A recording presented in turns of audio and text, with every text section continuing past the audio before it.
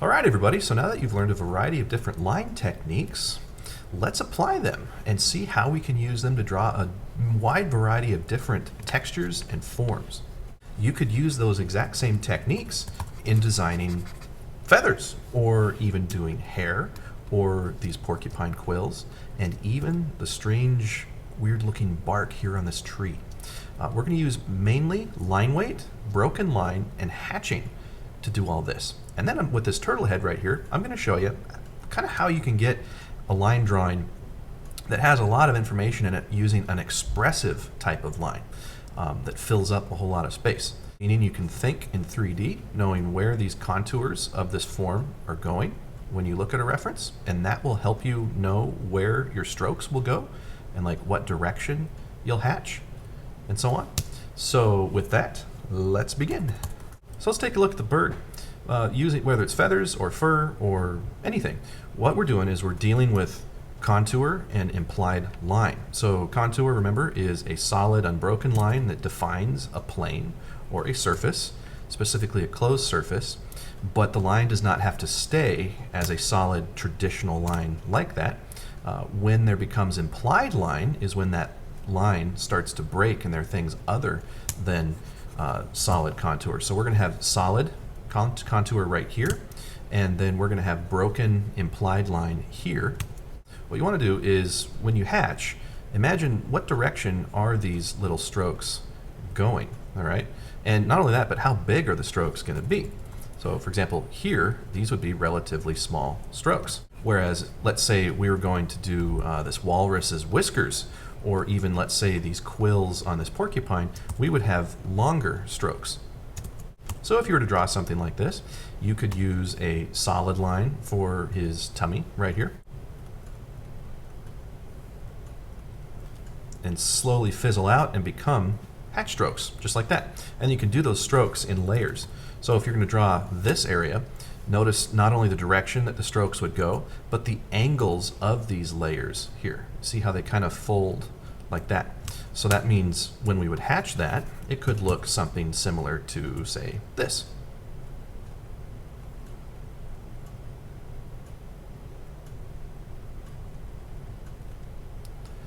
Once you get to this outside edge, then we can start to fade that in with thinner strokes, break them up a little bit, and then transition it into a solid line, just like that.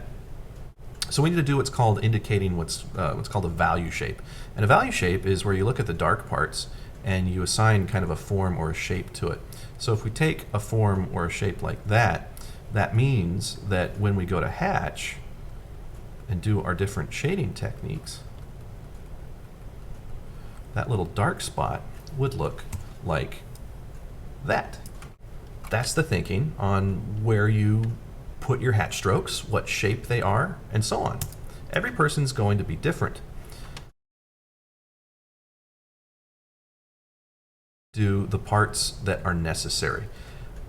If we filled this entire piece up with layer after layer of little hatch strokes, we would end up with a piece that is very, very, very dense, like high calorie. Imagine chewing on a piece of steak that's very, very tough. And it takes forever to get it down. It would be very difficult to enjoy. And so you want to kind of make it easy on your viewer's eyes. Now, when you do this, that's called suggestion. Suggestion is when you tell your viewer just enough for them to understand what's happening.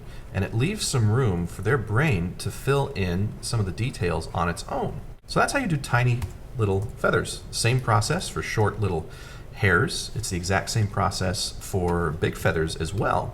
Let's try a big feather. You would have a solid line, which might fizzle out and break and then turn into hatch strokes. And then you'd use those hatch strokes to define an implied line around the outer contour, break it in some parts,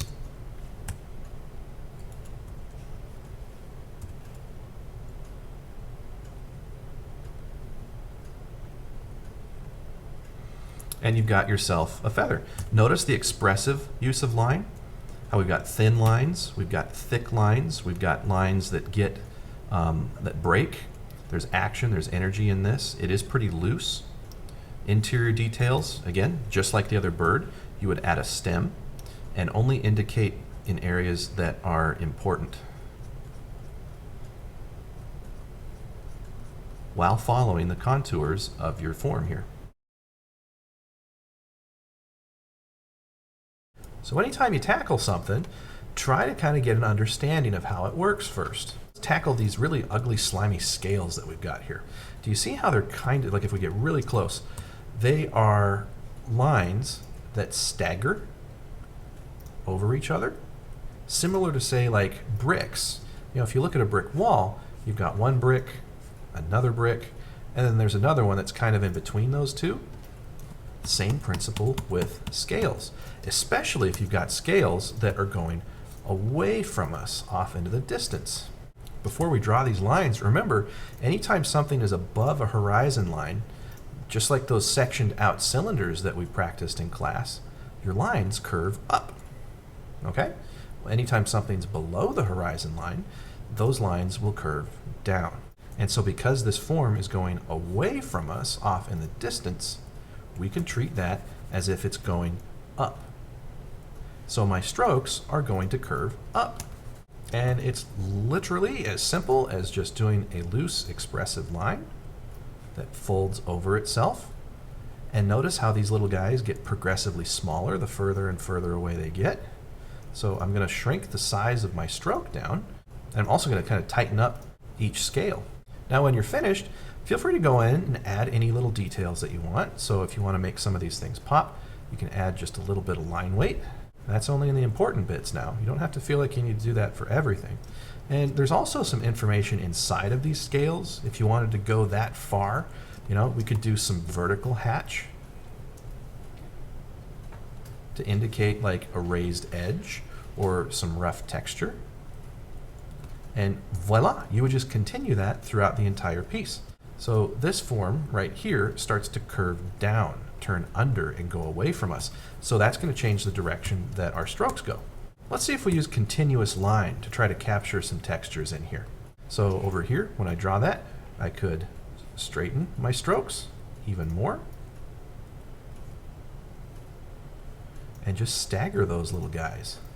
Remember, with continuous line, you try not to really pick up your pencil, but it's allowed to if you want to have kind of a broken line effect. There really are no rules in art. It's just ways to get to your solution. And just like that, kind of do the whole brick pattern. And you've got a rough kind of a form that resembles what's going on in here. Another fun thing you can do is if you have an eraser, you can make it bumpy. Like you see around the edge right here, we have kind of this bumpiness. Well, rather than having a very smooth edge like I've got here, why not just take our eraser, get rid of some of these fellas over here, and increase our line weight to kind of match that. That's a technique you could use too. For this one, I'm going to use continuous line drawing again, and I'm going to get a little bit more suggestive. And so this is a cylinder. Cylinders foreshorten around the outside edges. That's when the edge of the cylinder starts to compress as it curves around and away from the viewer. Okay, so that means that the bulk of your texture work is going to be found in these areas over here. A lot of activity, and then maybe just a little bit of activity over here. That'll give the illusion that this thing is rounded. So I'm going to draw a stock, an eye stock, and just kind of put my own spin on that. And let's do some continuous line drawing. I'm just going to kind of stagger and overlap some of my strokes here. Draw very lightly. You want to break your line, feel free to go right ahead and do that. And let's just kind of do this on this other side. And then I'm going to really break it once we get to the center area.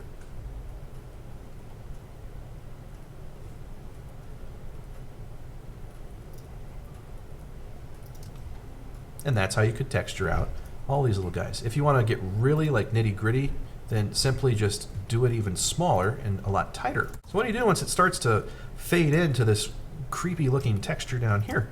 Well, I'm going to use a combination of broken line to do that. So I'm going to kind of break my line to indicate just like loose folds that don't really have clear definition in them. And then transition slowly into our scale. So I got a couple of stocks. I've got one right over here and then one right here. One of them is filled completely up and the other has some areas, you know, like here and here. Generally, this kind of drawing, you don't have to spell everything out. This gives your viewers' eyes room to rest, and that basically helps them to see your details even better. So you want to think, just like we said earlier, you know, what forms are curving away and where would that compress the most amount of detail, and we call those hot spots. Any hot spot in the image. And you just kind of make that call. So I'm going to use smaller strokes and I'm going to curve them like this, just like our form curves. Those hatch strokes, I'm basically doing kind of what you saw me do earlier, except not getting as detailed. My strokes are not fully intersecting like that. It's like a Y shape. Let's look at this part of the stem. How can we indicate some different hatch strokes there, like it sinks in? And so to do that, I'm going to change my stock a little bit so it sinks in too. And we could use vertical hatch like this and create a nice little value shape that kind of caves in.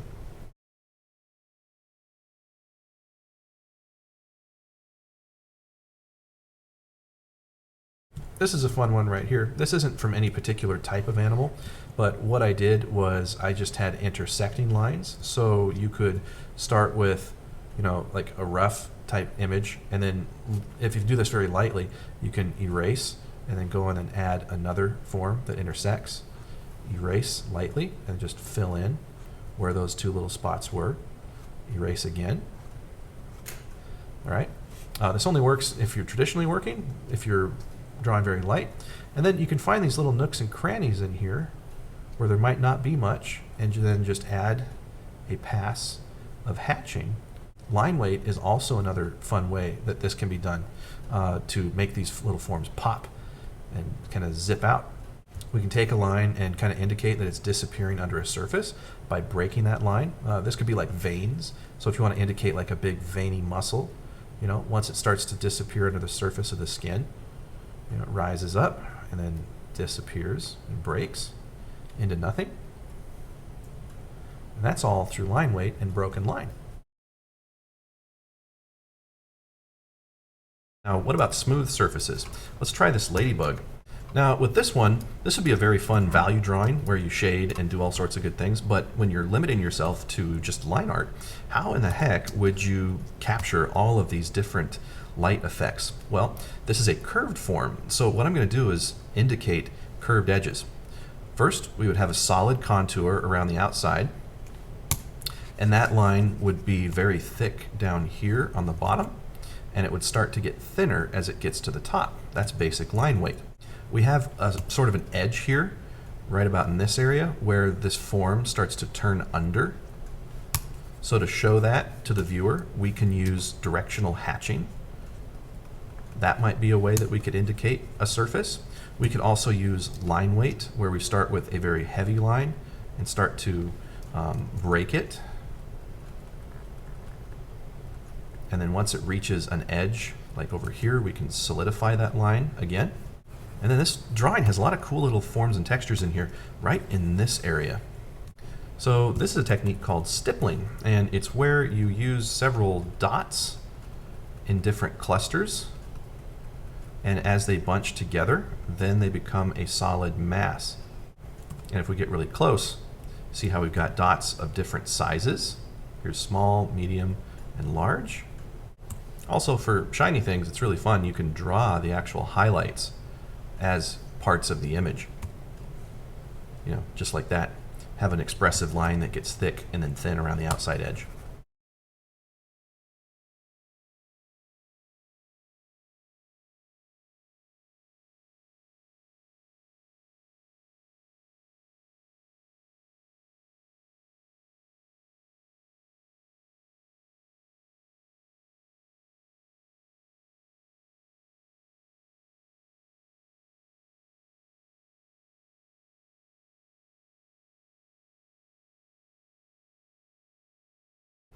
And I think one last thing just to stress, when you're doing the stippling, do have variation in the size of your strokes and the amount of them.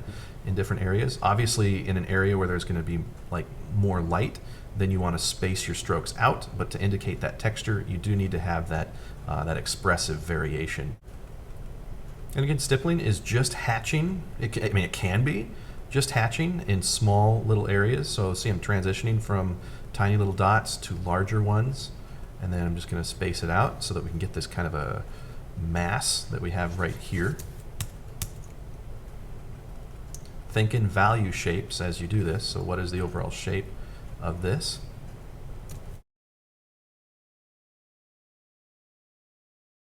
All right, let's go to town on this old man looking turtle here. So this is going to look very intimidating because there is a ton of action in this area. You know, you don't necessarily have to pick your tool up all the time. You can break it, but I'm going to use a line that generally keeps moving in motion here. Not a hard, fast rule, but it kind of lets you trace the contours in your mind as you work. So whenever you do this, be mindful of the shape of the form that you're drawing, where that texture is located. So that kind of makes a mass that is like this. So I'm going to work within a form that's like that. So you just vary your lines, thick and thin. Remember, details, you don't want them to conflict with your contours. Your contours are what really define your overall form.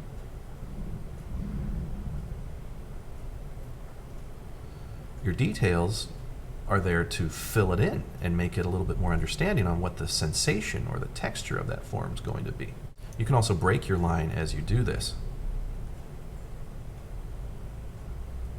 You see I'm kind of making a stroke, breaking it, and overlapping that stroke. One fun technique you can do is rope off different areas with line work first. So as you're drawing, do your major inside contours that transition into implied line, all right? And then once you're finished with that, then you've kind of got this road map of all the major forms that you need to pay attention to, all the major planes. You look at each individual cluster and think, okay, which area needs that attention, which area needs that, and obviously here would be a big one. We could indicate that with some hatching strokes to suggest the wrinkles. In terms of texture, I don't think you need to do that much unless it's a really humongous drawing. We can use directional kind of stippling that happens around here.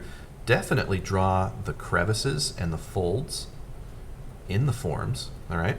We can also indicate these lights by using a hatched curved line. But with a form like this, your line weight is going to do most of the work for you. And then with some of these textures, you can flip back over into like kind of cracks, lines that break. We can indicate an edge here. Make sure your strokes go the direction that the form is. See, these are very small hatch strokes that are similar to, say, stippling. And obviously with this fellow's whiskers, what I'd recommend is, it's up to you and your workflow and how you operate, but I would use some expressive stipples for this guy's face. Expressive meaning they're accelerated. They start with pressure and then they get thinner. Show only what you need, and then get a comfortable angle, just like when you learned how to ghost and then drop lines. Just go in there and then hatch in some curved strokes with some large hatch lines. What does that look like off to the side? Ooh, that's ugly. But let's look at the whiskers. We've got some lines that they all are going a direction. You want to be mindful of where these strokes are going. But that is kind of a way that you can indicate different shapes and edges.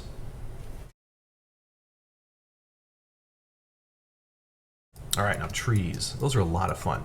So if you know the curvature of your form here, let's kind of take a look and see what's going on here with this pattern. We've got intersecting lines. We've got some lines that go like this, straight up and down, and we've got some lines that intersect. So we've got contrast of line here. So in these areas, I'm going to kind of flesh out some pieces of bark in the drawing. So just think, where's center? What direction would those strokes go when you draw them? Now, as that cylinder curves away from us over to here, your strokes are going to need to get a little thinner and a lot more densely compact. And as they get to the front, you're not going to see as many because they're going to be a lot more spaced out.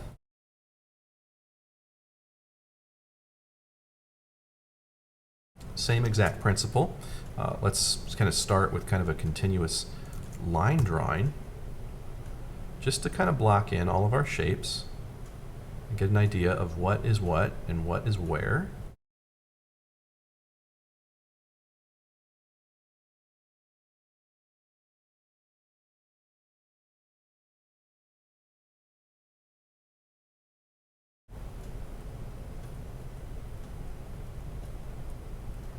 Remember, think what direction your form's going. So you could draw arrows if you want, or do that in your mind.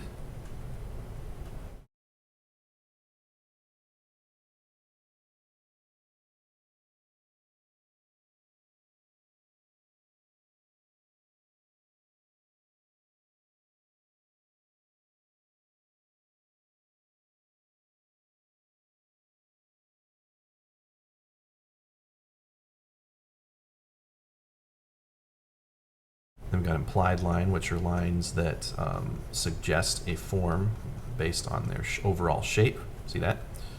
You know, that's the overall shape. And then we can also do implied line by breaking a line. That suggests an edge for our brain, for our eye to follow. All right, we can also do expressive lines, lines that get, that curve and they get thick and thin, and really indicates form and texture that way. And then the new one was kind of a cousin to hatching, and that is stippling, where you use many small strokes that start to overlap on each other, and you overlap those. That's a great way to do areas of say, like scales or tree bark or bumpy textures and roughness and so on. We can even use directional hatching using an accelerated stroke. That's where you push and release. So push down hard and then release, and it creates action. Change the direction of those hatches and so on. You can link them up together, break them apart. And thin strokes to suggest fur. They can all go a certain direction. Communicate like this outside edge here, like for a furry animal, and so on. So I look forward to seeing how you apply these in your work here in class, and I'll see you then.